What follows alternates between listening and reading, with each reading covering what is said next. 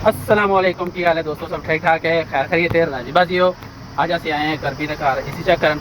ਹੁਣ ਏਸੀ ਨੂੰ ਜਰਾ ਚੈੱਕ ਕਰਨਾ ਸੀ ਤੇ ਏਸੀ ਵਿੱਚ ਆ ਰਿਹਾ E6 ਦਾ ਐਰਰ। ਤੇ ਮੈਂ ਯੂਨੀਵਰਸਿਟੀ ਦਾ ਰਿਮੋਟ ਲੈ ਕੇ ਚੱਲਾਂ ਤੇ ਮੈਂ ਜਰਾ ਚੈੱਕ ਕਰਨਾ ਕਿ ਕੀ ਸੂਰਤ ਹਾਲ ਹੈ। ਠੀਕ ਹੈ, ਘਰ ਦੀ ਪੋਜੀਸ਼ਨ ਹੈ ਠੀਕ ਹੈ, ਮਾਸ਼ਾਅੱਲਾ ਬਹੁਤ ਪਿਆਰਾ ਘਰ ਹੈ ਤੇ ਏਸੀ ਮੈਨੂੰ ਔਨ ਕਰ ਦਿੱਤਾ। E6 ਦਾ ਐਰਰ ਆਉਂਦਾ ਪਿਆ ਸੀ ਤੇ ਮੈਂ ਜਰਾ ਫਿਰ ਵੀ ਮਜ਼ੀਦ ਉੱਤੋਂ ਚੈੱਕ ਕਰ ਰਹੀ ਕੀ ਪੋਜੀਸ਼ਨ। ਮੈਂ ਉੱਤੇ ਜਾ ਰਿਹਾ ਠੀਕ ਹੈ ਤੇ ਪਹਿਲੇ ਮੇਰਾ ਭਰਾ ਏਸੀ ਚੈੱਕ ਕਰ ਰਿਹਾ ਤੇ थोड़ियाँ जी चढ़ लगे थक जाइदा ठीक है। सीढ़ियाँ बड़िया मुश्किल है। नाल ही मेरा भरा पे आ गया ठीक है। इसी चेक कर रहे हैं तो मैं चला हूँ गैस लैन तो मेरा भरा जरा मजीद घटा शटा का कट रहा ठीक है। तो मैं गैस लैके आ रहा तो फिर अपन गैस कुछ भी पा दी थोड़ी ये मैं जा रहा सीधे गैस लैन ठीक है। गड्डी का दरवाजा मैं खुला ही छड़ गया था तो बाई नंबर का सिलेंडर फड़िए चला उत्ते सही है ठीक है। एडा वड्डा घर है तो चढ़ लगे बंदा जाता है थक तो इतने हूँ साडा काम गया हो खत्म तो सारा काम हो गया रेडी। हूँ ही चले घर तो माशाल्लाह मतलब कि अजाना हो रही जाके नमाज पढ़ने पढ़ के फ्री हुए हैं। दरबार की कॉल आ गई नमाज के कॉल आती पी तो मैं आख्या मेरे घर के एसी ने एक दो उन्होंने चेक करो साडा अपना अपना दरबार है तो असं उनके घर आ गए। हूँ असी चेक कर एसी उनकी छत पर जाने जरा गैस चेक करने सिलेंडर फड़ लिया ठीक है। 22 नंबर गैस इतने हूँ मैं चला अंदर रबाब के घर ठीक है। रबाब का घर है हूँ मैं गया उत्ते तो आंदे रबाब ने सब तो पहले दी पानी दी बोतल कि पानी पियो तो मैं हूँ लगा पानी पीन तो पानी पी के फिर चेक करने ए सी हर की इससे बारिश बहुत ज़्यादा हुई थी बजरी में लेकिन फिर भी भाई इन्नी मिट्टी एसिया चल चल के एसिया का हाल देखो ए सी फिर भी साफ ने फिर भी असी भाई एहतियात के तौर पर आके टाइम के टाइम असं सर्विस कर दें क्योंकि बाद तो सानू मुद्दा पैना है क्योंकि बाबा का काम असी करना होंगे फ्री ठीक है। इतने कुछ नहीं लभना होंगे तो इस को टाइम के टाइम आके टाइम जो भी आना तो आके खुद ब खुद ही असी सर्विस कर देना ठीक है। बाहर का व्यू वहाने चेक करो माशाल्लाह चेक करो अरबिया का घर ठीक है।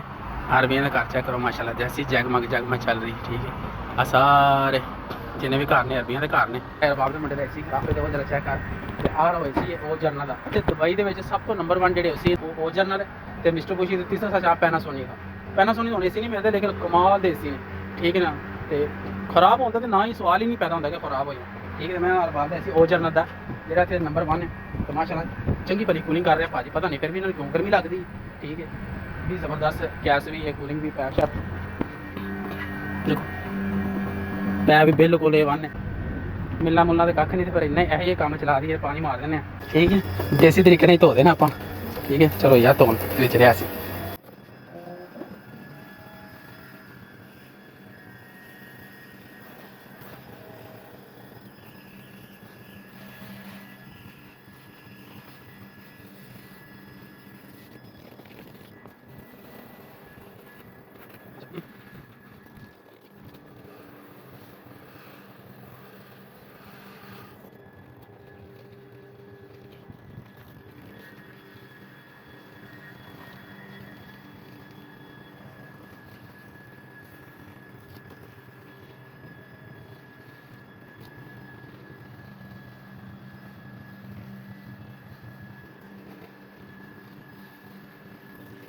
ए सी होने हो गए मेरे सारे कंप्लीट कर दी तो मैं सारे सर्विस A1 हो गए हैं।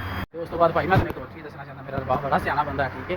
मैं अपना एरिया तो बनाया उन्होंने ना उन्हें मुंडे अपना ब्याह करना तो अगले ने वेलो माँ बाप अपनी औलाद की कितनी फिक्र होती ठीक है।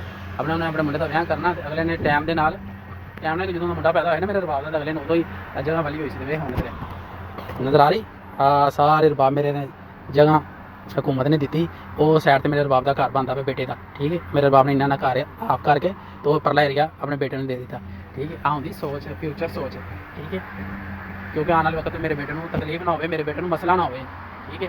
इस गलो अपने आप इन्ना को कामयाब करो बंदा पछतावे ना ठीक है। इंसान इन्ना को कामयाब हो जाना चाहिए वक्ती तौर पर सारे दिलासे देंगे एन वक्त तो पता लगता है कि अपना तो कि अपना नहीं फिर भी इन्होंने पता कि साड़ी हुकूमत सारा कुछ सानू देंदी इन्होंने माशाल्लाह हर सूरत में असर लेकिन फिर भी अपना अपना आप का वो ख्याल रखते हैं ठीक है। उन्हें अपने बच्चे वास्ते बेहतरीन घर बनाता पे इंशाल्लाह फ्यूचर जो भी तुम आवांगे एक ऐसा घर बन रहा है।